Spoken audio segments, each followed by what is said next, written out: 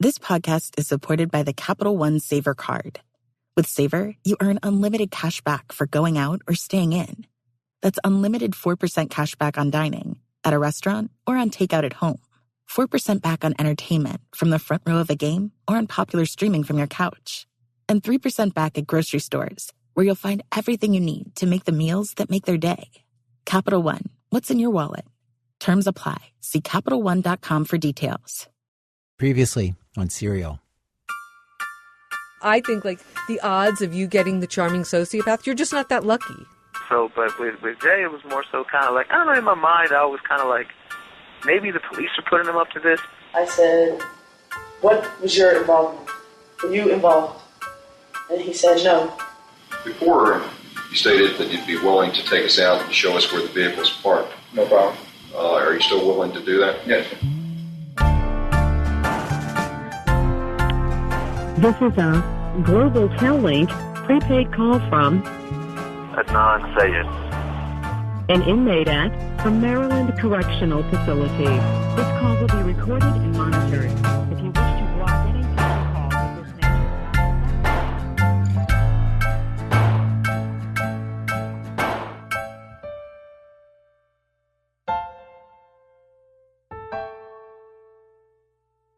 Okay, my name is Miss Stella Armstrong, Baltimore, Maryland. And you were a juror on the Adnan Syed case, right? Yes, I was. From This American Life and WBEZ Chicago, it's Serial, one story told week by week. I'm Sarah Koenig. I wanted to know from Stella Armstrong why she voted to convict Adnan Syed. She immediately talked about Jay, that she believed him. Like I said, it's been a while, but I remember the one young man who was supposedly his friend, who had enabled him to move the body. Right. And that struck me that why would you admit to doing something that drastic if you hadn't done it? You know what I mean? For what reason? What was he going to gain from that? He still had to go to jail. Yeah. Actually, he didn't go to jail. Oh, he didn't? The friend didn't? No. Oh. He walked. That's strange. That's strange. I asked Stella the same thing I ask anyone who's come in contact with Jay. What is Jay's deal? And by that, I don't mean his plea deal, that he pled guilty to accessory after the fact in a first-degree murder, testified against Adnan, and got no prison time as a result. I'll talk more about that in another episode. What I mean is, what did you make of Jay? Which, of course, is code for, what am I supposed to make of Jay? How did he come across sitting up there on the witness stand? What was his demeanor on the stand? Like, what kind of kid did he seem like? He seemed like he was streetwise. I hope that's the best way to put it. He seemed like he, got around in the neighborhoods, or he was able to take care of himself. He reminded me of, he would be that friend if you got in trouble, you would call. You know what I mean? Say if I was back in high school and somebody was bothering me, he reminded me of somebody I would call to help me. Mm-hmm. Like if somebody was fighting me or... So it was believable to you that he would be that guy for Adnan? Like he would be the guy that Adnan would turn to? Yeah. That was my impression. And because we all have somebody in our life like that, that you may know, a cousin or a relative who, if something go wrong, you think you can call to help you. When you just said that, I just did a very quick scan of all of my contacts and my family, and I feel like I can't think of one, but they're all so useless. We won't say they're all so useless.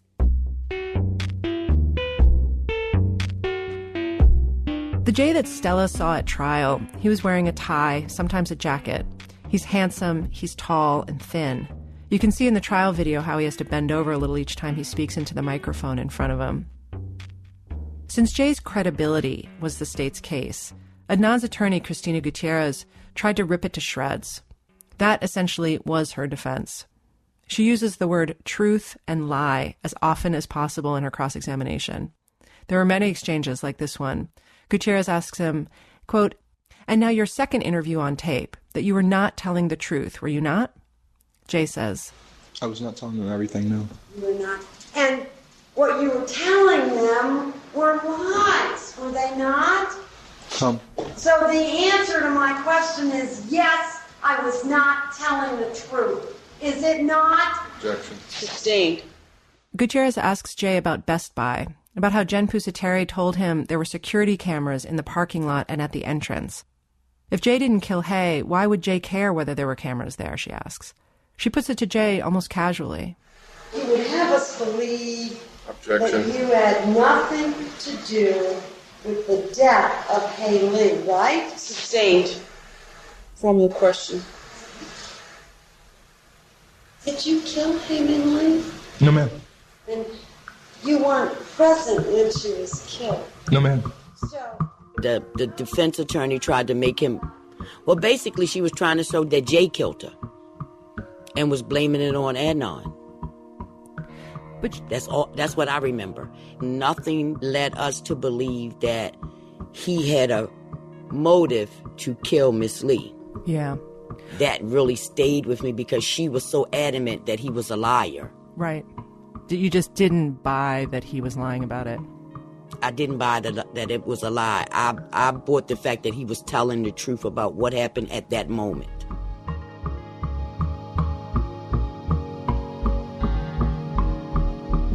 Jay took the stand on 5 different days during the second trial. And this must have been a harrowing, nerve-wracking stretch in his life.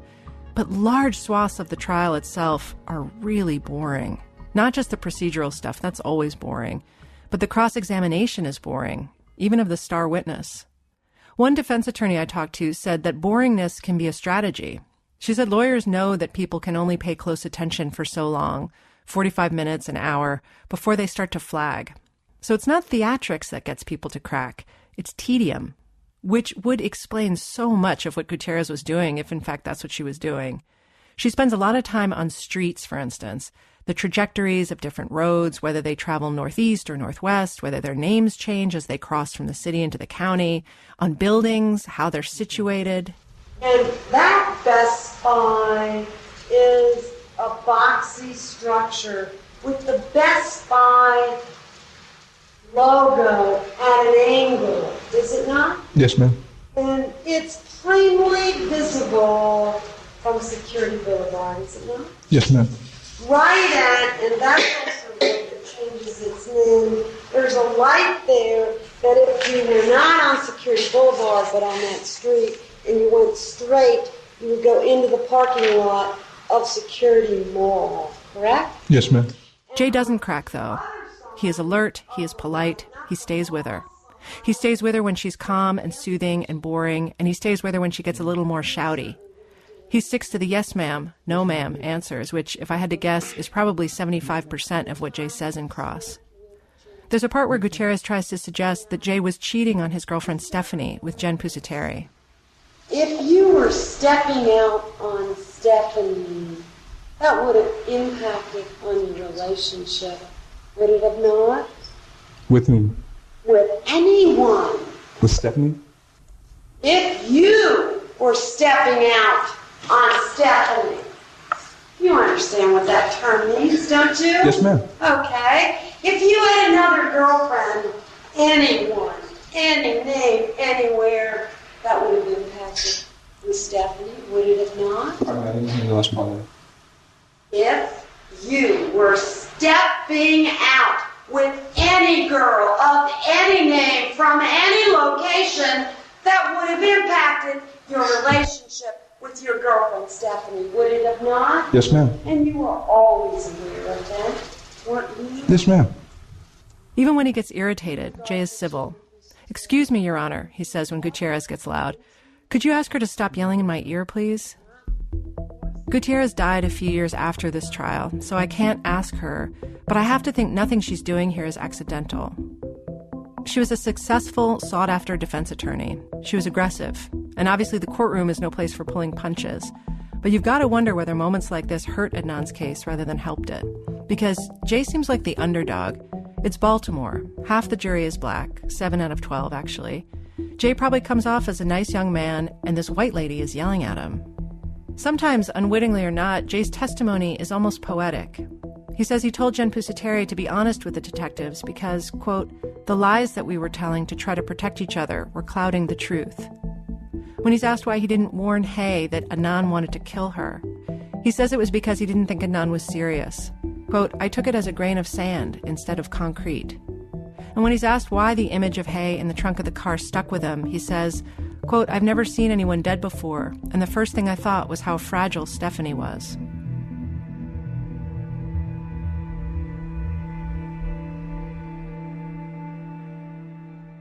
People lie in court under oath all the time. Witnesses lie, lawyers lie, police lie. This should come as a shocker to no one. And I'm not saying that's what happened here. I'm just saying that I'm not assuming that everyone who participated in Adnan's trial told the truth. But clearly the jury found Jay believable, or believable enough. After a 6-week trial, they convicted Adnan in just 2 hours. We talked to 6 jurors, and none of them had any lingering doubts about the case. None of them wondered if the investigation was shoddy. None of them were much bothered by how Jay's statements to police had shifted over time. So, am I wrong to be hung up on that? No. I should be concerned about the inconsistencies? I'm concerned about it. You are? Yes. As I've mentioned, the detectives involved in this case didn't want to talk to me for this story. So I turned to this guy. You are Jim Trainum. James, do you like James? Jim or Jim is fine. Jim Trainum. And we hired you. Yes. Because unlike me, you're a real detective. I'm just playing one on the radio. Jim Trainum used to be a homicide detective in Washington, D.C., a jurisdiction not too different from Baltimore. He's now become something of an expert on false confessions and an advocate for better interrogation techniques. He goes around the country doing presentations about it.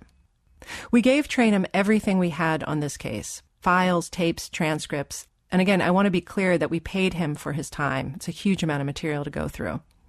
I wanted Trainum to weigh in on 2 things. First, just overall, how would he rate the investigation into Hae Min Lee's murder?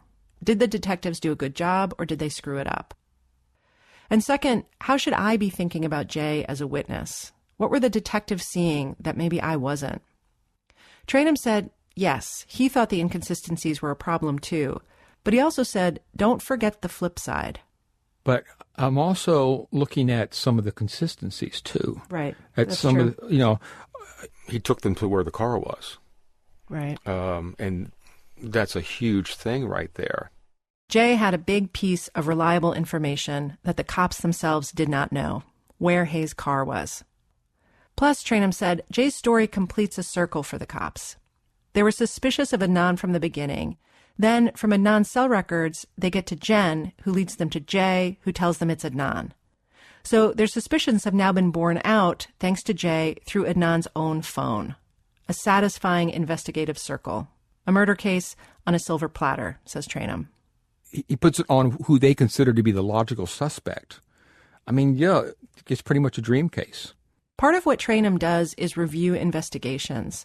And he says this one is better than most of what he sees. The detectives in this case were cautious and methodical. They weren't rushing to grab suspects or to dismiss them either. The evidence collection is well documented, which I didn't expect to hear that even though it's basically a one-witness case, the cell records mostly don't match Jay's statements, there's no physical evidence linking Adnan to the murder. Despite all that, to an experienced detective like Trainum, this looks like a pretty sound investigation. I always said that this is better than average. Wow. But what I'm saying is this: the mechanics, the documentation, the steps that they took, and all of that, they look good. Okay? I would have probably followed the same route. Mm-hmm. However, what we're unsure of is what happened to change Jay's story from A to B, and we do not know what happened in those 3 hours or whatever like that. And that will always result in a question as to what the final outcome, should have been. Here's what he's talking about. In both of Jay's taped statements, there's a before, a period of time before the tape recorder is turned on. When the cops first bring Jay in on February 28th, they talk to him for about an hour before the tape went on. Then, on March 15th, the second interview, Jay signs his initials to an explanation of rights form at 3:15 p.m. Then the tape starts. Today's date is the 15th of March. It's approximately 20 minutes after 6 midnight. 6:20 p.m. So from 3:15 to 6:20, 3 hours have gone by since Jay signed that form. This is what's called the pre-interview. And Trainum says that's where the mischief can happen, the contamination. Not necessarily intentionally, but it happens. The pre-interview was when the cops and the witness kind of ironed out the statement so it could be taped as a coherent thing. And that was standard procedure back then. Now, like a lot of jurisdictions, Baltimore homicide detectives videotape the entire interview from the moment the person steps in the interview room. On March 15th, we know the cops had shown Jay at least some photographs from the investigation. They refer to that on the tape.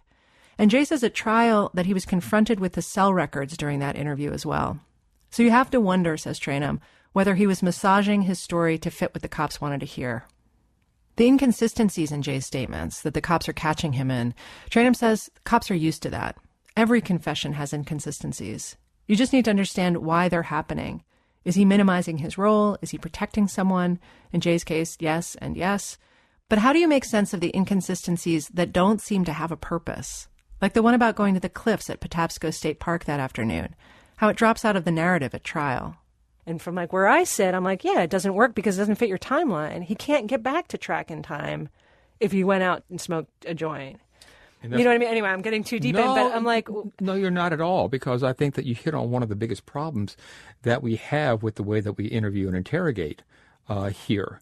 And the fact that we have an excellent witness. And we got somebody who's given us the whole case right here. He's broke it wide open for us. Right. We don't want to ruin him. We don't. And so, how much do you want to push? How much do you want to create, quote unquote, bad evidence? But like, there's no such thing. Like this that's is an actual term. It's called bad evidence. Right. You don't want to do something if it's going to go against your theory of the case. But then, I don't get that. I mean, that's like my father used to always say, all facts are friendly. Like, shouldn't that be more true for a cop than for anyone else? Like, you can't pick and choose. Rather than trying to get to the truth, what you're trying to do is build your case and make it the strongest case possible. But how can it be a strong case, and how can he be a great witness if there's stuff that's not true or unexplained? And the comeback is that there's always going to be things that are unexplainable. But like I said, also remember, verification bias is kicking in here as well. I want to believe you, because you're my witness and I think this is what happened and all that. So the fact that you're giving me something that's inconsistent, that doesn't fit my theory of the case, what does verification bias cause you to do? Ignore it and push it aside. And that's what they're doing here with these inconsistencies. They're kind of pushing them aside. Trainum said it was curious to him that the cops never searched Jay's house, for instance, that they never subjected him to a polygraph. Again, he said maybe that's because he was on their team now, helping, so you don't want to push too hard. He said the cops, quote, probably settled for what they thought was good enough to be the truth, unquote. He said he did have doubts about Adnan's claim of innocence, but that he definitely thought there was something, quote unquote, off about this case. That we still don't know what happened in this murder. We still don't have the true story. I don't believe Jay's version. I think that there is a lot more to it than that. I feel that he's definitely minimizing his involvement to either protect himself.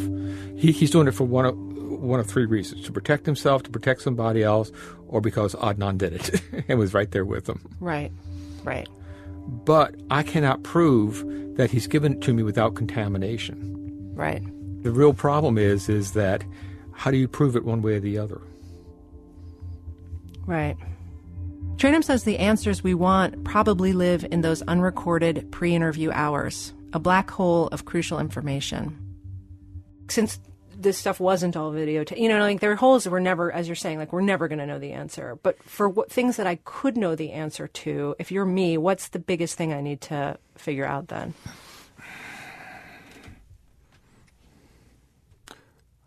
Get Jay to talk.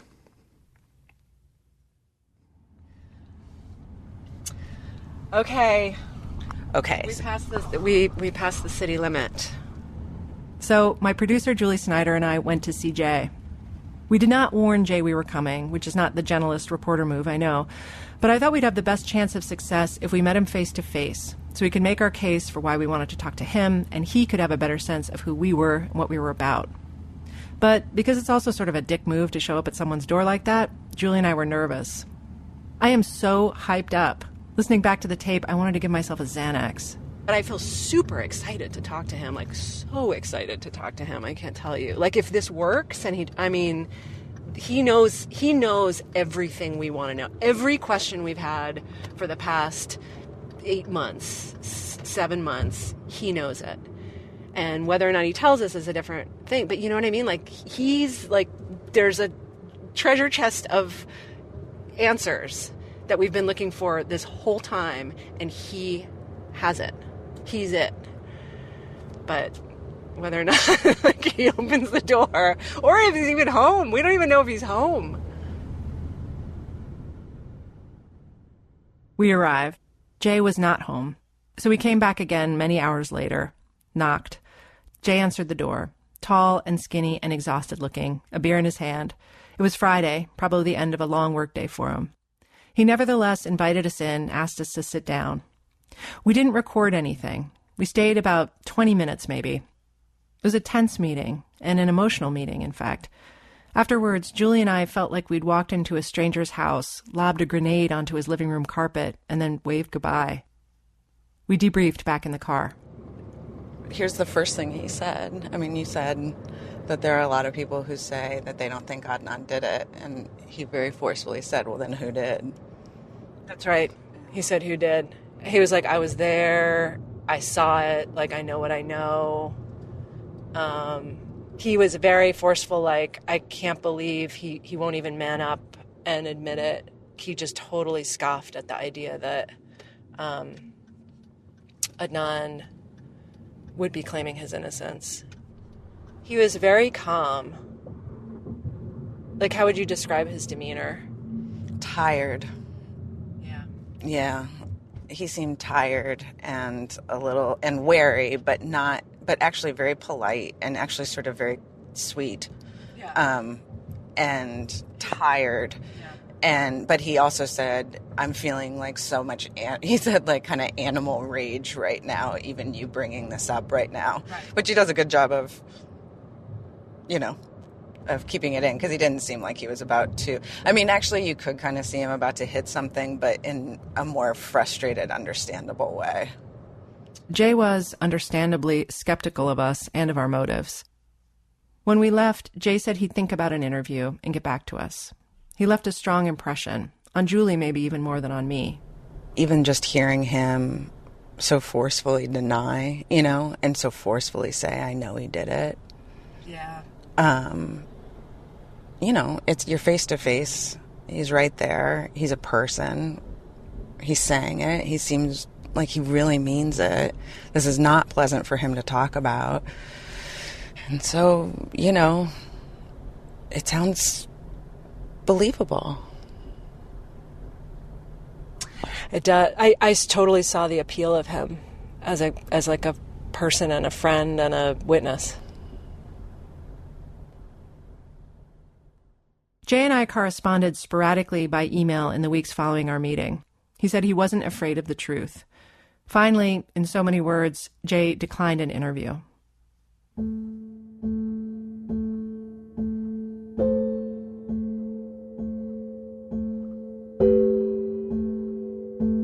So what is the deal with Jay? I talked to dozens of people, mostly his friends and classmates. Kids who knew him from Woodlawn High School, they have a range of opinions about whether he was a good guy or not a good guy, but they all agreed that he defied categorization. He was different. Yeah, he was like the Rodman of our, social world. He was like the one black kid who had, a lip ring and listened to, Rage Against the Machine and, He would dye his hair different colors. I think one time he had it red, and another time he had a blonde. But the blonde lasted for a long time. I remember the blonde for sure. I remember he had a BMX belt buckle, and he had a belt buckle. Who the hell had a belt buckle? Basically, Dennis Rodman is the best way I can describe it. If he was at my house and my mom came home and he left, she'd be like, "Who's that? And why is he here?" It's like, whoa, he's a weirdo. At the time, I didn't know too many black guys that were into all of those piercings and shit in the big gothic jeans like that. Mm-hmm. Again, Woodlawn was fairly black neighborhood, black community, predominantly black high school. And, at 17, anything different from you is weird. So Jay didn't look like the other kids at school, and he also didn't act like the other kids at school. He loved animals. He once bought a giant rat-eating frog. And he loved the outdoors, fishing, hiking, swimming. He rode BMX bikes at an old skate park. He played lacrosse, for Christ's sakes. I think Jay was actually pretty good at lacrosse. Tall, wiry dude. He could run for days. There was no training needed for that kid. He could just run forever, which is a good thing because he wasn't the type to put a ton of training in. Right, because he wasn't a jock. He was more of a stoner, people said. And he didn't seem to care whether he fit in. He always seemed very honest with who he was. Kind of this like beautifully unconventional guy.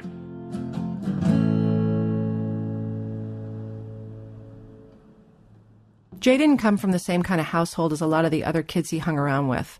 He lived with his grandparents and his mom, but his friends say it seemed like he was more or less taking care of himself. He always had a job. His mother depended on him. Jay wasn't in the magnet program at Woodlawn. He was Gen Pop, their term, not mine, like general population at a prison. Anyway, he hung out with some of the magnet kids because his girlfriend Stephanie was in the program. People told me contradictory things about Jay. 3 women who knew him from Woodlawn, including one teacher, told me unflattering things about him. Nothing terrible, just that he was mean or intimidating. Some kids thought of him as quote-unquote shady, that you wouldn't want to push him. You got the sense that if you crossed Jay, he'd come after you. But then I also heard descriptions of Jay that included the word goofy or stoner, or that the thuggish vibe was just a pose, something Jay put on to seem tough. He's an alpha. He's definitely an alpha male. This is Chris, who says he was one of Jay's best friends around this time.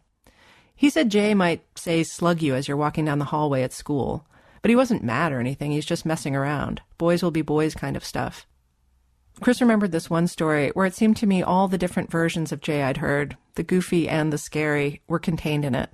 You know, we had weird arguments sometimes. I remember outside of one of my cousin's houses, he tried to stab me because I hadn't been stabbed before. So we got into a fight over, actually, I gave him a knife because I worked at a knife shop. Oh. I gave him a knife, and then he tried to stab me with it. So we were literally like fighting outside of my cousin's house. And he's like, yo, I'm not going to stab you deep, but you've never been stabbed before. You need to know what it's like. And I'm like, yo, I'm not going to let you stab me. So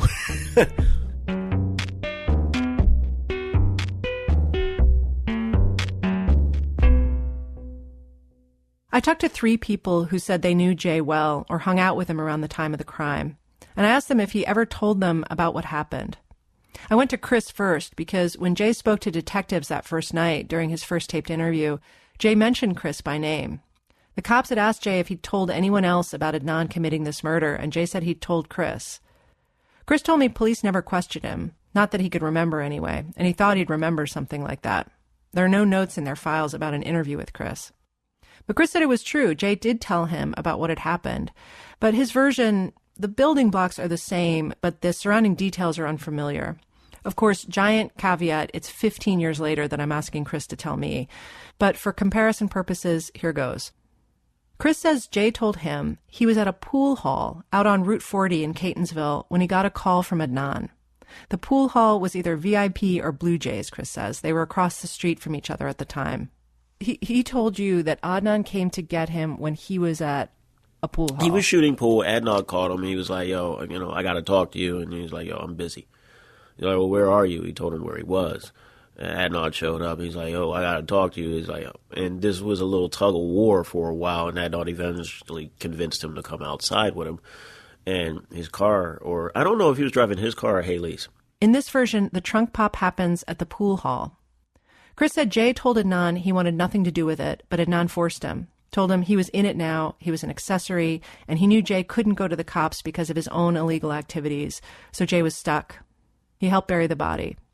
Chris figured Leakin Park was likely Jay's idea rather than Adnan's. Chris's information about the crime itself doesn't quite match the state's version. He said Jay told him that Adnan confronted Hay about flirting with another guy, a car salesman, and when she called Adnan crazy, he snapped and strangled her. And Chris said he heard this happened in the parking lot of the Woodlawn Public Library. Remember, that's the one that's right there on campus, where Asia said she saw Adnan that day. Chris says Jay told him that Adnan threatened to kill Stephanie if Jay didn't keep his mouth shut. This is not the first I'd heard about something like this. Jay told the cops that he worried Adnan would hurt Stephanie too, and he also testified at trial that Adnan had made it clear he could get to Stephanie anytime he wanted, since they were such good friends.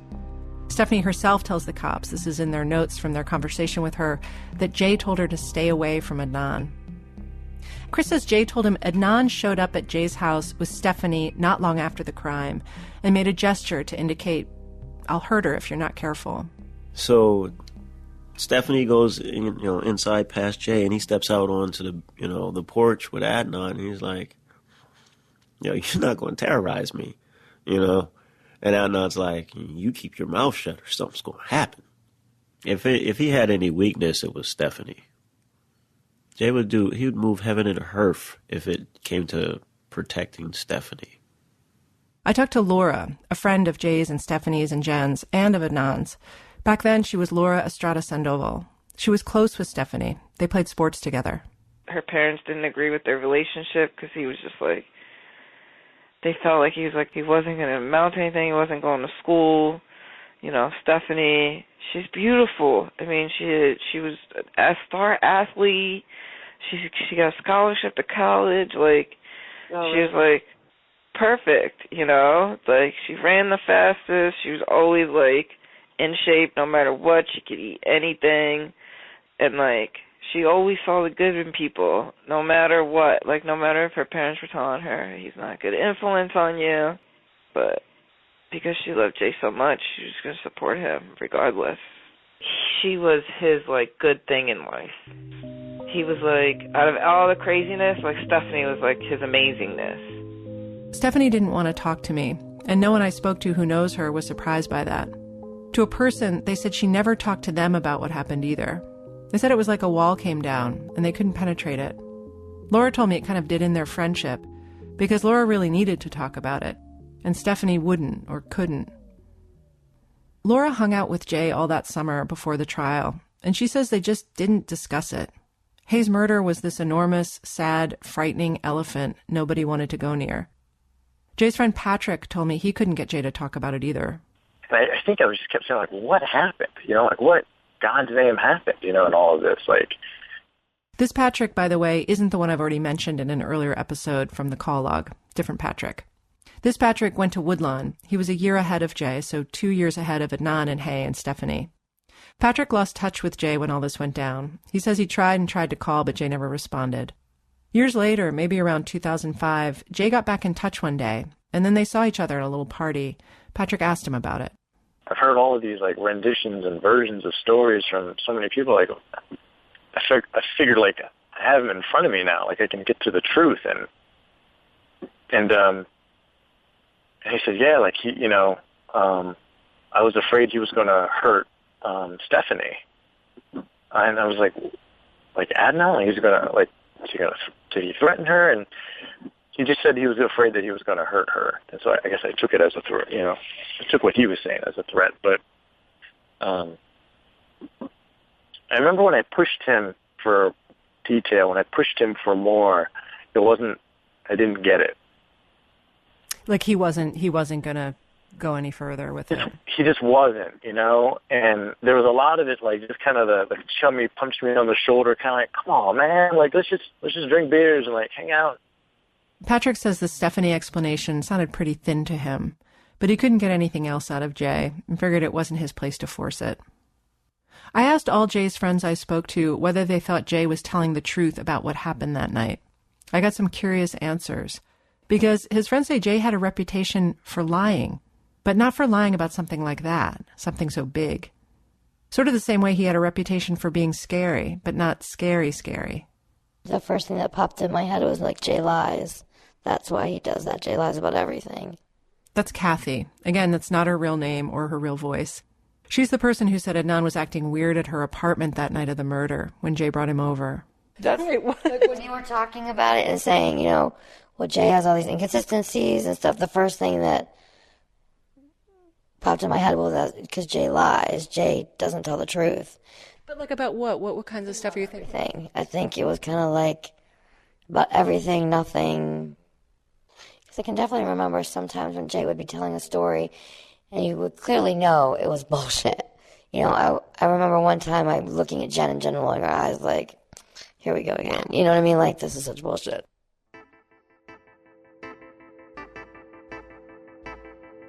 Both Chris and Patrick told me that Jay would tell them stories, tall tales almost, that they figured had to be made up. But then sometimes these stories turned out to be true.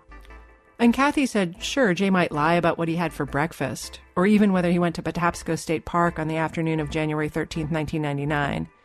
But she didn't think Jay was lying about the crime itself, because she's convinced Adnan is guilty, based on Adnan's behavior that night, and what he was saying when he got that phone call at her house.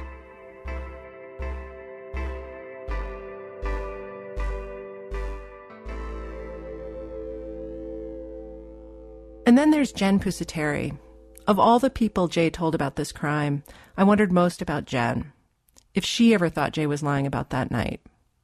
I spoke to her briefly at her work. She works at a discount store. She wasn't rude, but she was totally uninterested in talking to me. She had nothing to hide, she said. She just did not want to talk about that time in her life, period. She did answer my one big question, though, and her answer was yes. She believed Jay then, and that hasn't changed in the intervening years. I said, yeah, but he did lie to you somewhat back then. Remember, he tells Jen that night that he doesn't know where Adnan put Hayes' body, that they don't know enough to go to the police. Jen told me she could understand that kind of lie, that anyone in his position, forced into something he wanted no part of, anyone might have told the same kind of lie. It didn't shake her trust in his overall story. Then she added, there was one thing she never believed. She said she never believed the murder happened at Best Buy, because she thought there would have been security footage, and that never came out. I told her it seems like maybe there really weren't security cameras at Best Buy back then. And she kind of shrugged and said, oh, well, see, I don't know.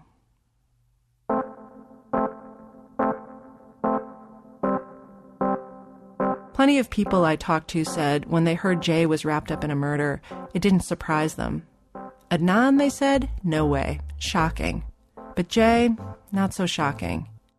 And people also said they couldn't square Jay feeling threatened by Adnan. The dynamic of that just seemed wrong to them. But then there's Patrick and Laura and Kathy, people who'd spent a lot of time with Jay, who were shocked by Jay's involvement. They couldn't see why Adnan would even turn to Jay for something like that. It made no sense. They said that wasn't the laid-back Jay they knew. The same thing almost every single one of Adnan's friends says about him. So they end up in this in-between place where they can't quite wrap their minds around the story of that night. Here's Patrick again. To him, Jay was this intelligent, inquisitive, sweet, goofy guy, beautifully unconventional. I think part of me hopes, and I know this is so terrible to say, I hope in some way his hand was forced, that he had no choice, or that things were outside of his control, and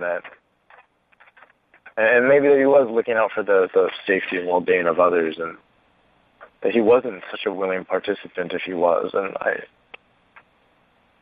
certainly hope that he wasn't. That grappling you can hear in his voice, that's so common among this group of friends. People like Laura who can't imagine Adnan killing anyone, but also can't imagine Jay doing what he said he did, or why he would lie about something so huge. If you're Laura and there's no scenario here you can rationalize, you're left with fog. This piece of tape I'm about to play you, it's my favorite piece of tape from all my reporting so far, because I relate to it so precisely. It could be me talking to Laura instead of the other way around.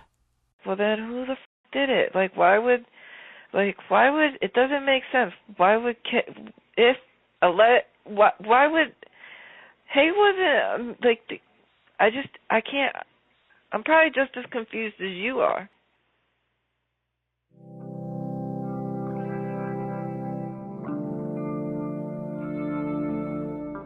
At Jay's sentencing for his accessory after the fact conviction, he's wearing a white shirt, his long arms hanging at his side. He's towering over his lawyer, who's petite.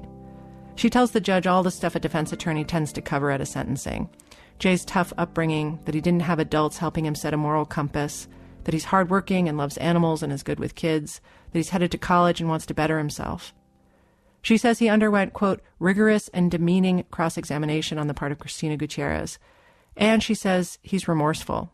She says just now he was weeping in the hallway about Hae Lee. Prosecutor Kevin Urich tells the judge he's thoroughly pleased with Jay's participation in the case and impressed. As I said, very satisfactory and I believe honestly testified. And also I would say something you don't usually see. I think he actually showed remorse during I saw real remorse on his part, so I'll be happy to make that recommendation on his part. All right. The judge is impressed too, and Jay does seem genuinely torn up. Is there anything you want to say before I impose the sentence? Just that whatever you do decide, I'd like you to know that I have a real hard time even sitting here, because I feel like people look at me, they think I'm a horrible person, and that I'm really sorry for our part and what happened.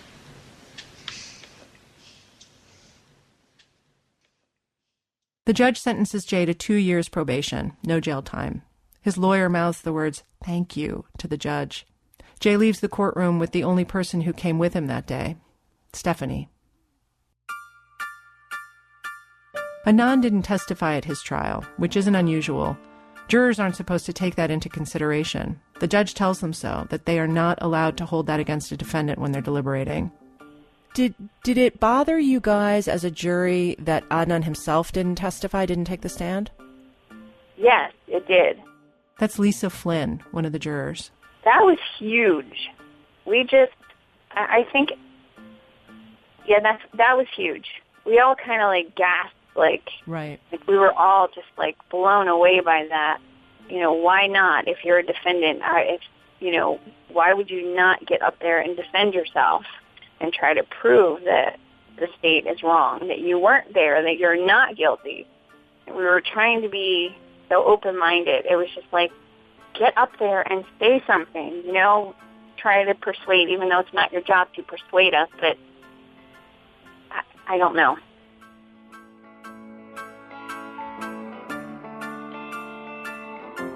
So what was Adnan thinking while all this was going down? What do I know about Adnan that the jury didn't? Next time on Serial.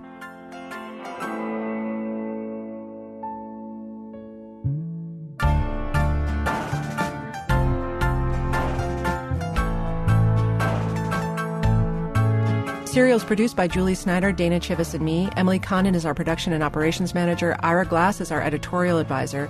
Editing help this week from Joel Lovell. Fact-checking by Karen Fergala-Smith. Our theme music is composed by Nick Thorburn. Scoring music by Nick and by Mark Phillips, who also mixed our show. Special thanks today to the lovely Lisa Sternleib and to Gina DeVito. Our website, where you can listen to all our episodes and find photos, letters, and other documents from the case, and sign up for our weekly emails, serialpodcast.org. Serial is a production of This American Life and WBEZ Chicago. Life is stressful enough. Access to birth control shouldn't be. The Pill Club is a birth control subscription with over 120 FDA-approved brands delivered to your door for free in discreet packaging. Most brands are free with insurance or Medicaid, or as low as $7 per month without insurance. Go to thepillclub.com/NYTimes. And the Pill Club will make a $10 donation to bedsider.org for every New York Times listener who becomes a patient. That's thepillclub.com/NYTimes.